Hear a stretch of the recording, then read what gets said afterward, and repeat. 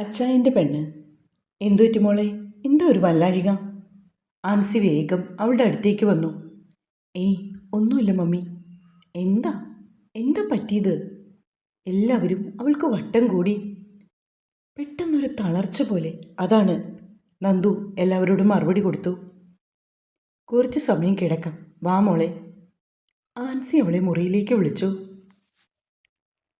നന്ദുവിനും അത് അത്യാവശ്യമായിരുന്നു. കട്ടിലിൽ പോയി അവൾ കിടന്നു. ഓർമ്മകൾ പിറകിലേക്ക് സഞ്ചരിക്കുകയാണ്. ആൻസി അവളെ വിശ്രമിക്കാൻ കിടത്തിയിട്ട് വെളിയിലേക്ക് വന്നു. ഈ കുട്ടി നന്ദൂട്ടിയല്ലേ പപ്പ? ആൻമരിയുടെ പപ്പ ചോദിച്ചു. അതെ, അറിയുമോ മോളെ? മാത്തച്ഛൻ ആകാംക്ഷയായി. പാലക്കാട്ടല്ലേ ഈ കുട്ടിയുടെ വീട്? അതെ പപ്പ. എന്താണ്? ആൻമരിയെ കൂടി അവളുടെ അടുത്തേക്ക് വന്നു. പിന്നെ അറിയില്ലേ? ഞാൻ അറിയും പോലെ അവളെ ആരും അറിയില്ല. അയാൾ സെറ്റിയിൽ വന്നിരുന്നു. എല്ലാ കണ്ണുകളും അയാളിൽ തറഞ്ഞു നിൽക്കുകയാണ്. എന്താ അങ്കിൾ? എങ്ങനെ നന്ദനെ അങ്കിളിനറിയാം? വരുൺ അയാളെ നോക്കി. ഈ കുട്ടിയെക്കുറിച്ച് പറയും മുമ്പ് ഇവളുടെ പപ്പയെക്കുറിച്ച് എനിക്ക് പറയണം. അയാൾ ഒന്ന് മൂരി നിവർന്നു. മോനറിയാമോ ഇവളുടെ പപ്പയെ? പപ്പ മരിച്ചുപോയി ചെറുപ്പത്തിലെന്ന് അവൾ പറഞ്ഞു. പിന്നീട് ഞാൻ ഒന്നും ചോദിച്ചില്ല. ഓക്കെ മോനെ. അങ്കിൾ അറിയോ? പിന്നില്ലേ, അവനെ അറിയാത്തവരാരും ഇല്ലായിരുന്നു. ഒരു തവണ കണ്ടവർ അവനെ മറക്കില്ല. അത്രയ്ക്ക് മിടുക്കനായ ഒരു സുന്ദരൻ. നാട്ടുകാർക്കും വീട്ടുകാർക്കും എല്ലാവർക്കും ഒരുപോലെ പ്രിയപ്പെട്ടവനായിരുന്നു. ജോൺ സെബാസ്റ്റ്യൻ തോട്ടത്തിൽ എന്ന പോലീസ് ഇൻസ്പെക്ടർ. സ്ഥലം മാറ്റിക്കെട്ടി വന്നതാണ് മുണ്ടൂര്. അവിടെ ക്വാർട്ടേഴ്സിൻ്റെ അടുത്ത് താമസിച്ച ശാന്തിനി ദേവി എന്ന നായരിക്കുട്ടിയെ അയാൾ കണ്ടു. പലതവണ കണ്ടുമുട്ടിയെങ്കിലും രണ്ടാളും പരസ്പരം ഇഷ്ടം തുറന്നു പറഞ്ഞില്ല. എന്നാൽ ഉള്ളിൻ്റെ ഉള്ളിൽ അവർക്കറിയാം തങ്ങൾ രണ്ടാളും അതിതീവ്രാനുരാഗത്തിലാണെന്ന്. കാലത്തവൾ കോളേജിൽ പോകുമ്പോൾ അവനെ ഒരു നോക്ക് കാണും. വൈകിട്ടൊക്കെ ചിലപ്പോൾ മാത്രം. അങ്ങനെ ദിവസങ്ങൾ പിന്നിട്ടു. ഒരു അവധി ദിവസമായിരുന്നു അന്ന്. അവളുടെ വീട്ടിൽ ഒരു ദിവസം ഒരു ചെറുപ്പക്കാരനും ഒരു കാരണവരും വരുന്നത് അവൻ കണ്ടു. പാലുകാരൻ പയ്യനിൽ നിന്നാണ് അത് അവളെ പെണ്ണ് കാണാമെന്ന ആളാണെന്ന് അറിയാൻ കഴിഞ്ഞത്. അന്നവൻ്റെ ഉറക്കം നഷ്ടമായി. നേരിട്ട് അവളുടെ വീട്ടിൽ കയറി ചെല്ലുവാനുള്ള മനസ്സവനുണ്ട്. പക്ഷേ അവളുടെ മനസ്സ് അവൻ അറിയണം, തന്നെ ഇഷ്ടമാണോ അല്ലയോ എന്ന്. അന്ന് രാത്രി ഒരു തരത്തിൽ അവൻ വെളുപ്പിച്ചു. അടുത്ത ദിവസം കാലത്ത് അവളെ ബസ് സ്റ്റോപ്പിൽ എത്തും മുൻപ് ജീപ്പിൽ കയറ്റി. ആദ്യം അവൾ സമ്മതിച്ചില്ല. പക്ഷെ അവൻ ഉറപ്പിച്ചു പറഞ്ഞു തന്നോട് എനിക്ക് സംസാരിക്കുവാനുണ്ടെന്ന്. ഒടുവിൽ മനസ്സില്ലാ മനസ്സോടെ അവൾ ജീപ്പിൽ കയറി. എന്താണ് പറയാനുള്ളതെന്ന് അവൾ ചോദിച്ചുവെങ്കിലും അവൻ്റെ മനസ്സിലുള്ളത് എന്താണെന്ന് അവൾക്ക് മറ്റാരേക്കാളും നന്നായി അറിയായിരുന്നു. എനിക്ക് നിന്നെ ഇഷ്ടമാണ്. ഞാനൊരു പെണ്ണിൻ്റെ കഴുത്തിൽ മിന്നു കെട്ടിയെങ്കിൽ അത് നിന്നെയായിരിക്കും. വളച്ചു കെട്ടാതെ തന്നെ അയാൾ കാര്യം പറഞ്ഞു. യോ, എനിക്ക് പേടിയാ. ആരെ? എന്നെയാണോ? ഏ അല്ല. പിന്നെയോ? എനിക്ക് അന്യജാതിപ്പെട്ട ആളെ കല്യാണം കഴിക്കാൻ പേടിയാ. ആരാണ് പറഞ്ഞത് അന്യജാതിയാണെന്ന്? അത് മീനി ചേച്ചി പറഞ്ഞു. ഏത് മീനി ചേച്ചി? നമ്മുടെ വീടിൻ്റെ ഓപ്പോസിറ്റ് താമസിക്കുന്ന. ഓ, അപ്പം എന്നെക്കുറിച്ചൊക്കെ അന്വേഷണം നടത്തിയോ? ഇല്ല. ഏതെങ്കിലും ഒന്നും നീ ഒന്ന് ഉറപ്പിച്ച് പറ കുട്ടി. ഞാനൊന്നും അന്വേഷിച്ചില്ല. പിന്നൊന്നുമില്ല. എന്നെ വേഗം ബസ് സ്റ്റോപ്പിൽ വിട്. ഓക്കെ. ബട്ട് അതിനു മുമ്പ് നീ കാര്യം പറയും. എന്നെ ഇഷ്ടമാണോ അല്ലയോ എന്ന്. എനിക്കതൊന്നും അറിയില്ല. എനിക്കിപ്പോൾ പോകണം. എന്നെ ഇഷ്ടമാണോ അല്ലയോ അത് പറഞ്ഞിട്ട് പോയാൽ മതി. അല്ലെങ്കിൽ നീ ഇന്ന് കോളേജിൽ പോവില്ല. നീയോ? കെട്ടാൻ പോകുന്ന പെണ്ണിനെ എടി പൊടി വാടി എന്നൊക്കെയാണ് ഞങ്ങളുടെ നാട്ടിൽ വിളിക്കുന്നത്. അത് കെട്ടാൻ പോകുന്ന പെണ്ണിനെ, അല്ലാതെ അയലോക്കത്തെ പെണ്ണിനെ അല്ലല്ലോ. ആഹാ, അങ്ങനെയാണോ? ശരി. അതെ, എനിക്ക് പോകണം. പൊയ്ക്കോ. Say yes or no. ഞാനൊന്നും പറയില്ല. പറയാതെ വിടില്ല മോളെ. പറഞ്ഞാൽ പോകാൻ സമ്മതിക്കുമോ? നോ. ഇനി എന്നെ ഇറക്കി വിട്.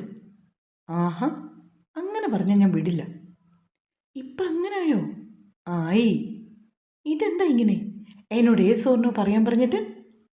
അത് പിന്നെ നീ നോ പറയുമെന്ന് ആര് കണ്ടു? അത് ഞാനല്ലേ തീരുമാനിക്കുന്നത്. ദേ കൊച്ചേ, ചേട്ടായി ഇഷ്ടമാണെന്ന് പറഞ്ഞിട്ട് നീ ഇറങ്ങിപ്പോകാൻ നോക്ക്. ഞാൻ എൻ്റെ സ്റ്റാൻഡ് പറഞ്ഞു. ഇനി ബാക്കിയൊക്കെ നിങ്ങൾ തീരുമാനിക്കുക. എന്ത്? നിനക്കിഷ്ടമില്ലെന്ന് പറഞ്ഞിട്ട് ഞാൻ എന്താ ഇനി തീരുമാനിക്കേണ്ടത്? അതും പറഞ്ഞവൻ വണ്ടി നിർത്തി. അവൾ വേഗം വണ്ടിയിൽ നിന്നിറങ്ങി. അതെ, എനിക്കിഷ്ടമാണ് കേട്ടോ. നാളെ എൻ്റെ അച്ഛനോട് ഒന്ന് ചോദിക്ക്. എൻ്റെ അച്ഛൻ പാവാ. ഏ, സത്യമാണോ? അതെ, നാളെ ഞാൻ വരും. അല്ലെങ്കിൽ വേണ്ട, ഇന്ന് വൈകിട്ട് വരാം. അതിന് മറുപടി പറയാതെ അവൾ നടന്നകന്നു. അന്ന് വൈകുന്നേരം അവളുടെ വീട്ടിൽ ചെല്ലാമെന്ന് അവൻ തീരുമാനിച്ചു. തൻ്റെ ഇഷ്ടം പറഞ്ഞപ്പോൾ അച്ഛനും അമ്മയും ആദ്യം കുറേ ഉപദേശം തന്നു. പക്ഷെ ശാന്തിനിയെ മാത്രമേ കിട്ടുള്ളൂ എന്ന് പറഞ്ഞപ്പോൾ അവരൊടുവിൽ സമ്മതിച്ചു. എൻ്റെ വീട്ടുകാരെന്നെ എതിർക്കും, പക്ഷെ ഒരു പെണ്ണിനെ പോറ്റാനുള്ള നിലയും വിലയും എനിക്കുണ്ട്, അവൻ പറഞ്ഞു. അപ്പോഴും എതിർത്തത് അവളുടെ ഭാഗത്തു നിന്നുള്ള അവളുടെ ആങ്ങളെയായിരുന്നു. പക്ഷേ ഒരു പോലീസ് ഓഫീസറുടെ പവർ ഉപയോഗിച്ച് അവൻ നേരിട്ടു. ഒടുവിൽ അവൻ്റെ ആഗ്രഹം പോലെ ശാന്തിനി അവൻ രജിസ്റ്റർ മാരേജ് ചെയ്തു. പിന്നീട് കുറവിലങ്ങാട്ടുള്ള തോട്ടത്തെ തറവാട്ടിലേക്ക് അവൻ വന്നു. നേരത്തെ വിചാരിച്ചതുപോലെ അവൻ്റെ അപ്പൻ അവനെ വീടിൻ്റെ പടി ചവിട്ടാൻ സമ്മതിച്ചില്ല. അതിപുരാതനമായ ഒരു കത്തോലിക് കുടുംബമാണ് തോട്ടത്തെ തറവാട്. കത്തനാർ വരെയുള്ള തറവാട്. അങ്ങോട്ടാണ് ഒരു അന്യജാതി പെണ്ണിനെ വിളിച്ചുകൊണ്ട് കൊച്ചുമകൻ വരുന്നത്. അമ്മച്ചിയാണെങ്കിൽ സങ്കടം കൊണ്ട് നെഞ്ചുപൊട്ടി നിൽക്കുകയാണ്. അപ്പനാണെങ്കിൽ അമ്പിനും വില്ലിനും അടുക്കുന്നില്ല. ഒരുപാട് ക്ഷമ പറഞ്ഞു നോക്കി. നോ രക്ഷ. തൻ്റെ പൊയ്വാക്കുകളെല്ലാം നിഷ്ഫലമായി. ഒടുവിൽ അവൻ അവളുമായി അവിടെ നിന്നിറങ്ങി. വീണ്ടും മുണ്ടൂർക്ക്. അവിടെ വെച്ച് ശാന്തിനി ഗർഭിണിയാകുന്നു. സന്തോഷം നിറഞ്ഞ ദിനങ്ങൾ അങ്ങനെ മുന്നോട്ട് പോകുന്നു. സ്വന്തം വീട് അടുത്തുള്ളത് കൊണ്ട് അവൾക്ക് എല്ലാത്തിനും സഹായമായിരുന്നു. അങ്ങനെ അവരുടെ ജീവിതത്തിലേക്ക് നന്ദൂട്ടി കടന്നു വന്നു. അവളുടെ കിളിക്കൊഞ്ചലും പാദസര കിലുക്കവും ഒക്കെ കേട്ടാണ് ഓരോ ദിവസവും ആ വീട് ഉണർന്നത്. ഒരു തവണ കൂടി തൻ്റെ കുഞ്ഞുമായിട്ട് ഭാര്യയും കൂട്ടി അവൻ നാട്ടിലേക്ക് വന്നു. പക്ഷെ അപ്പൻ തറവാട്ടിൽ പിറന്നവനാണ്. ഒരു തവണ പറഞ്ഞാൽ മാറ്റിപ്പറയില്ല. അയാൾ തൻ്റെ മകൻ്റെ കുഞ്ഞിനെ ഒന്ന് നോക്കി പോലുമില്ല. അന്ന് രാത്രിയായിരുന്നു. എന്നാലും അയാൾ അവരെ 3 പേരെയും അവിടെ നിന്ന് ഇറക്കി വിട്ടു. ഇനി ഞാൻ എൻ്റെ മരണം വരെ പടി ചവിട്ടില്ല. അതും പറഞ്ഞുകൊണ്ട് ജോൺ ഇറങ്ങി. തൻ്റെ ബെസ്റ്റ് ഫ്രണ്ടായ സെബാൻ എന്ന സെബാസ്റ്റ്യൻ്റെ അടുത്തേക്കാണ് പോയത്. 1ാം ക്ലാസ് മുതൽ പ്രീ ഡിഗ്രി വരെ അവനും താനും ഒരുമിച്ചായിരുന്നു. തൻ്റെ പ്രിയപ്പെട്ട കളിക്കൂട്ടുകാരൻ. കോളേജ് അധ്യാപകനായ അവൻ എല്ലാ സഹായവും അവർക്ക് ചെയ്തു കൊടുത്തു. അവൻ്റെ വീട്ടിൽ താമസിച്ചിട്ട് അവർ മുണ്ടൂർക്ക് തിരികെ പോന്നു. താഴത്തും തറയിലും വയ്ക്കാതെ കഥകൾ പറഞ്ഞുകൊടുത്തൊക്കെയാണ് അവളുടെ മുത്തശ്ശനും മുത്തശ്ശിയും അവളെ വളർത്തുന്നത്. എന്നാലും അവൾക്ക് ഏറ്റവും പ്രിയപ്പെട്ടത് അവളുടെ പപ്പയാണ്. പപ്പ വരുന്നതുവരെ അവൾ കാത്തിരിക്കും. പപ്പ വാരി കൊടുത്താലേ അവൾ ചോറ് കഴിക്കത്തുള്ളൂ. പപ്പയുടെ നെഞ്ചിക്കിടന്നേ അവൾ ഉറങ്ങാറുള്ളൂ. ഊണിലും ഉറക്കത്തിലും പപ്പ, അത് മാത്രം മതി അവൾക്ക്. ഇടയ്ക്കൊക്കെ അമ്മ അവളോട് പിണങ്ങും.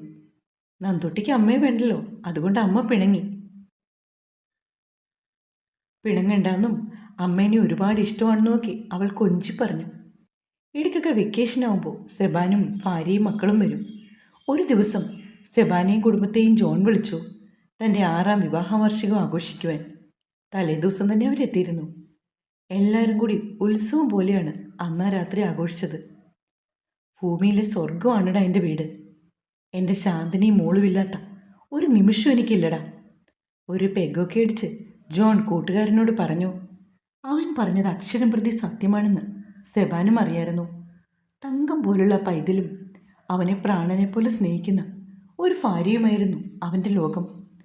അന്ന് രാത്രി പഴയ കാര്യങ്ങളൊക്കെ പറഞ്ഞു രണ്ടാളും വരുന്നു. ഒരേയൊരു വിഷമമുള്ള ജോണിന് തൻ്റെ മാതാപിതാക്കൾ മാത്രം തന്നെ അംഗീകരിച്ചില്ല. 6 സഹോദരങ്ങളാണ് ജോണിന്. ആരും ഒരിക്കൽ പോലും അവനെ ഒന്ന് വിളിച്ചിട്ടില്ല. തൻ്റെ അപ്പൻ്റെ കാല് പിടിച്ചവൻ മാപ്പ് പറഞ്ഞതാണ്. പക്ഷെ അയാൾ മാത്രം വഴങ്ങിയില്ല. അതൊക്കെ പറയുമ്പോൾ അവൻ കരഞ്ഞു. ഒരു തരത്തിലാണ് ശാന്തിനി അവനെ ഉറങ്ങാനായി കൂട്ടിക്കൊണ്ടുപോയത്. അടുത്ത ദിവസം കാലത്തെ രണ്ടാളും ഉണർന്നു. ആദ്യം അടുത്തുള്ള ഒരു ചർച്ചിൽ അവർ 2 പേരും കൂടി പോയി. അവിടെ പോയി പ്രാർത്ഥിച്ച ശേഷം അമ്പലത്തിലും പോയി.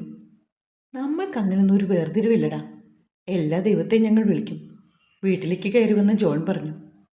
ഒരു പട്ടുപാവാടയും ബ്ലൗസും ഒക്കെ ഇട്ട് നല്ല സുന്ദരി കുട്ടിയായി നിൽക്കുവാണ് നന്ദനമോൾ. കുറച്ച് സമയം അവൾ അച്ഛനോടും അമ്മയോടും പിണങ്ങി നിന്നു. മോള് കാലത്തെ ഉണർന്നില്ലല്ലോ, അതുകൊണ്ടാണ് ഞങ്ങൾ നേരത്തെ പോയത് എന്ന് പറഞ്ഞുകൊണ്ട് ജോൺ മകളെ സമാധാനിപ്പിച്ചു. പിന്നീട് ഉച്ചയ്ക്കുള്ള ഭക്ഷണം ഉണ്ടാക്കുകയും ബഹളവുമായിരുന്നു. അപ്പോഴേക്കും ശാന്തിനിയുടെ വീട്ടിൽ നിന്നും അച്ഛനും അമ്മയും സഹോദരനുമൊക്കെ വന്നു. അന്നൊരു ഞായറാഴ്ചയായിരുന്നു. ജോണിൻ്റെ കുറച്ച് സഹപ്രവർത്തകരും കൂടി വന്നു. കേക്ക് മേടിക്കുവാനായിട്ട് ജോൺ വേഗം ബൈക്കുമെടുത്ത് പുറപ്പെട്ടു. എത്തേണ്ട സമയം കഴിഞ്ഞിട്ടും ആളെ കണ്ടില്ല. അങ്ങനെയാണ് ജോണിൻ്റെ സഹപ്രവർത്തകരിൽ ഒരാളായ സഹദേവൻ ജോണിനെ തിരക്കി ജീപ്പുമായി പുറപ്പെട്ടത്.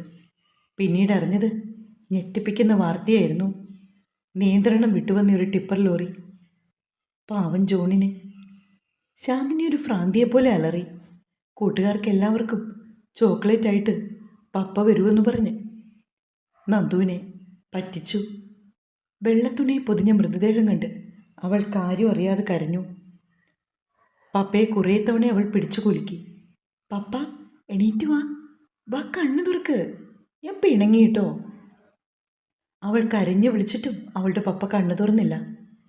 അത് പറയാൻ കഴിഞ്ഞതും സെബാനും കരഞ്ഞു. കേട്ടു നിന്ന എല്ലാവരുടെയും കണ്ണുകൾ ഈറിനണിഞ്ഞു. അവൾക്ക് 12 വയസ്സാകുന്നതുവരെ ഞാനും ഭാര്യയും അവരുടെ അടുത്ത് പോകുമായിരുന്നു.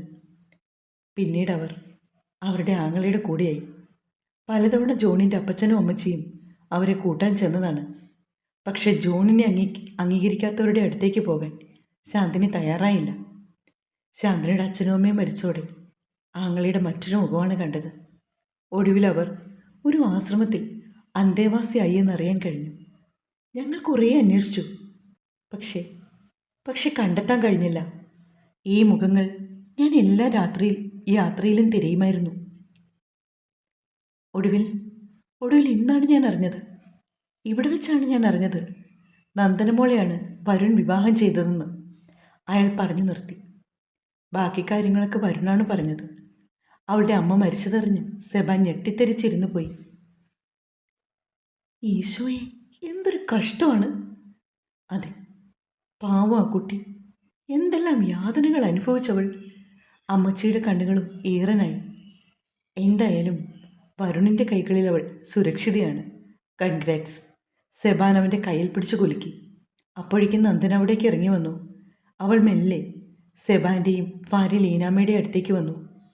ഇത്രയും വിഷമം ഉള്ളിൽ കൊണ്ടു നടന്ന കുട്ടിയാണല്ലേ ഇവൾ. മോളെ നന്ദൂട്ടി. ലീലാമ്മ അവളുടെ തോളിൽ കൈവച്ചു.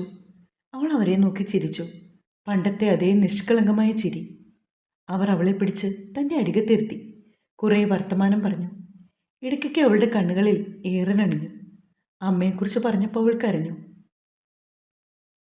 എന്നാലും ഈ അവസ്ഥയിൽ ഇത്രയും വിഷമിക്കരുതെന്ന് പറഞ്ഞ് എല്ലാവരും അവളെ സമാധാനിപ്പിച്ചു. നീ കരയേണ്ട മോളെ, നിനക്കെല്ലാവരും ഉണ്ട്. നിന്റെ മമ്മി നിന്നെ പൊന്നുപോലെ നോക്കും. അത്രയും നല്ലവളാണ് ആൻസി, സെബാൻ പറഞ്ഞു. ആൻസി അവളെ ചേർത്ത് പിടിച്ചുകൊണ്ട് മുറിയിലേക്ക് പോയി. അന്ന് രാത്രിയിൽ വരുൺ ഇടയ്ക്ക് കണ്ണു തുറന്നപ്പോൾ നന്ദു ഉറങ്ങാതെ ആലോചിച്ച് കിടക്കുകയാണ്. നന്ദു, നീ ഉറങ്ങിയില്ലേ? ഇല്ല. നിന്നെ വിഷമിപ്പിക്കാതിരിക്കാനാണ് ഞാൻ നിന്നോടൊന്നും ചോദിക്കാത്തത്. അവൾ എഴുന്നേറ്റപ്പോഴേക്കും അവനും എണീറ്റിരുന്നു.